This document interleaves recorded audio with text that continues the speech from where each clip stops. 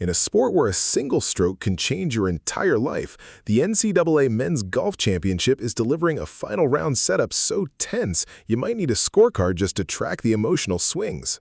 Oklahoma State junior Preston Stout, the world's #3 amateur, dropped a stunning 7 under 65 on Sunday and now clings to a one-shot lead heading into Monday's finale. But that's only the surface of the story that could rewrite the professional futures of more than 24 young players before the sun sets in Carlsbad. Stout has been an absolute bulldozer over the past 12 months, collecting 4 college wins including a third straight Big 12 title, plus victories at the Northeast Amateur and representing the red, white, and blue at both the Palmer Cup and Walker Cup. At this point, the guy collects trophies like the rest of us collect forgotten water bottles in the backseat of a car, and I mean that as the highest compliment. No drama, just dominance. But here's the twist that makes this Monday genuinely different. While Stout chases individual glory, a parallel pressure cooker is hitting its boiling point as the PGA Tour University Class of 2026 rankings are finalized after the round, and the math is absolutely ruthless.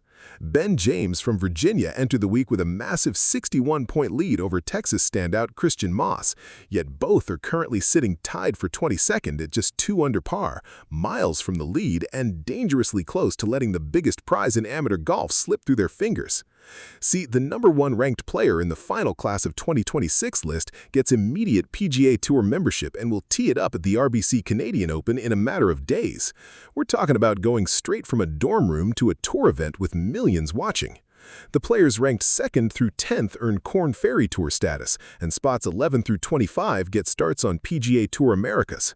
James still controls his own destiny according to projections, but the cold reality is that if Maas can somehow finish better than solo 7th, and right now he's way outside that, the top spot could flip in the very last hour of eligibility.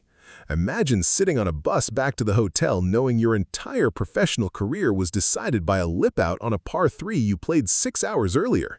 That's the psychological weight these kids are carrying, and from my perspective, it's equal parts thrilling and borderline unfair, the kind of human drama that makes college sports genuinely captivating.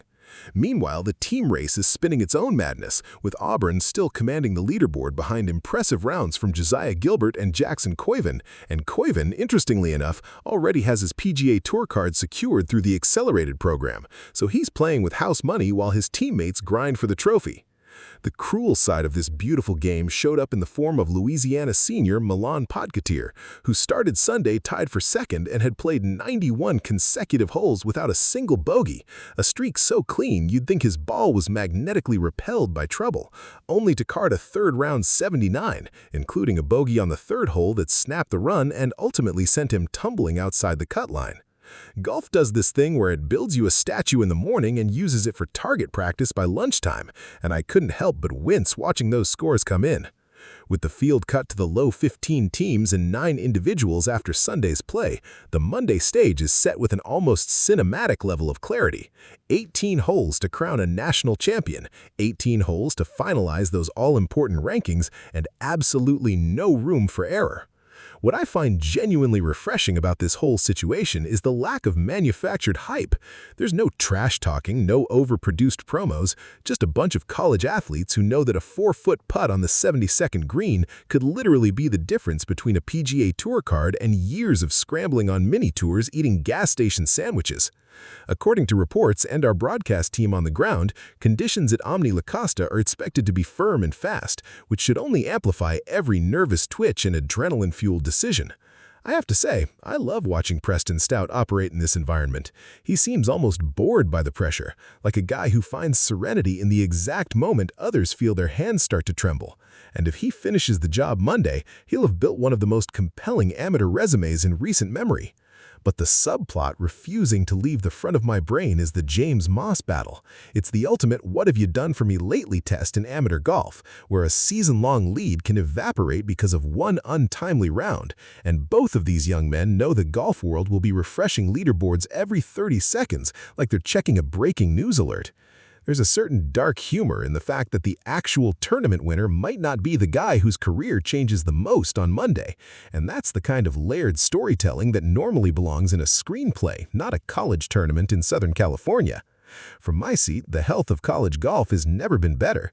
The pipeline to the professional ranks has now been so well-defined and immediate that every swing carries a tangible future, which only raises the stakes for everyone watching. And if you're the type who loves the human side of sports, consider the families and swing coaches pacing in the gallery, the assistant coaches scribbling notes they'll never look at again, the players checking their phones knowing one text could be a sponsor's exemption invitation or a quiet message of sympathy. Nobody's officially confirmed any sponsorship deals yet, but you can bet agents are circling the Omni Costa parking lot like hawks. The official leaderboard after 53 holes shows Stout at 13 under, with Jakubczak, Jennings, and Hartman breathing down his neck at 10 under, and that group alone guarantees a final round with a kind of volatility that turns casual channel surfers into die-hard golf fans for 3 hours. I've covered enough of these events to know that the real chaos usually doesn't start until the back nine on Monday, when leaderboard math becomes impossible to ignore and players start overhearing whispers they shouldn't hear. That's the exact moment when talent and emotional control get separated like oil and water.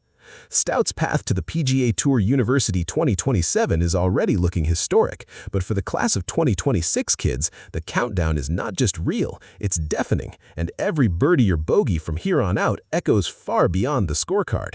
We'll be watching, refreshing, and probably holding our breath right along with them, because at the end of the day, a game that asks for such precise physical execution also demands a mind that can stay still in a hurricane, and that, to me, is the most beautiful and terrifying part of it all.